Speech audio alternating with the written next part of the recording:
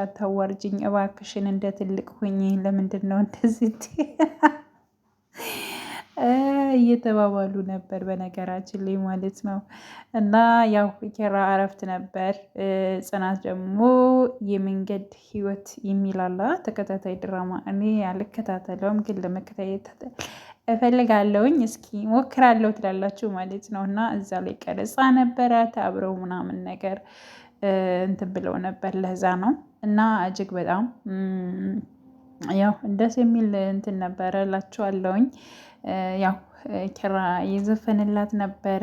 ሌላ ጊዜ በስነ ስርዓት አጠገቤ አድርጌ በደንብ አድርጌ እዘፍንላታለሁ የኔ ቆንጆ የኔ ፍቅር የኔ ወለላ ምናምን ነገር እያላት ነው። እና ያው ኪራ እንግዲህ በትናንትናው ፓርት በድራማው ላይ ማለት ነው እዚህ በኋላ ጽናትን አማክሬ ያለውን ነገር እናገራለሁ ለቤተሰብ ብሏል ማለት ነው። ግልጽ አደርጋለሁ። ያ ማለት የኪራ ፍቅርና የጽናት ፍቅር በሚቀጥለው ፓርት ይፋ ይሆናል ማለት ነው። እንዲሁም ደግሞ ናሆሜ ምን ብሏል?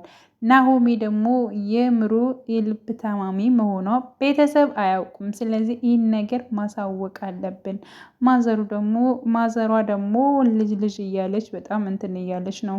በእርግጥ እውነቷን ነው፣ አይፈረድባትም። ግን ደግሞ ይሄን ነገር እንዴት ነው ማስረዳት በማለት ተጨንቀሙ እና እኒህ ሁለት አጓጊ የሆኑ ነገሮች እንግዲህ እንጠብቃለን ማለት ነው። የምሩ ፍቅርም ይቀጥላል ወይንስ ደግሞ በቤተሰብ ምክንያት ምሩና እንዲሁም ደግሞ ናሆሚ ሊለያዩ ይችላል ወይ የሚለው ነገር እሱም ያሳስባል።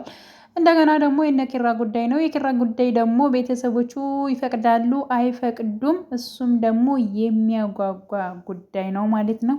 እና ሰኒም በጣም ጭንቅ ላይ ነች። እሱንም ደግሞ እስኪ ትወጣለች እዚያ ውስጥ እና ወደ ራሷ እንትን ትላለች ወይ የሚለውን እሱም ሶስት ነገሮች የሚያጓጉ ነገሮች አሉ ማለት ነው። እንግዲህ ኪራና ጽናት እንግዲህ ለሰርጋቸው አንዳንድ ነገር ለማለት ወይንም ደግሞ ዘወር ለማድረግ እንግዲህ ወክ እያደረጉ ባሉበት ሰዓት እንግዲህ ጽናት እግሯን ወለም ብሏት ማለት ነው። ያው እቅፍ አድርጎ እያዝናና የሄዱ ይገኛሉ ማለት ነው። እንደምታያቸው ማለት ነው። በጣም ነው የሚያምሩት።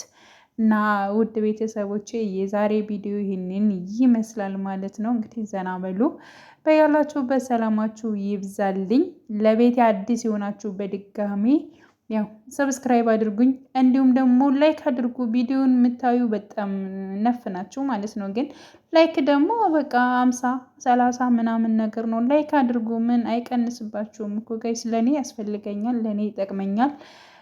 ለእናንተ ምንም ማለት አይደለም። ከመጣችሁ አይቀር ላይክ አድርጉ ለማለት እወዳለሁ። ባይ ባይ።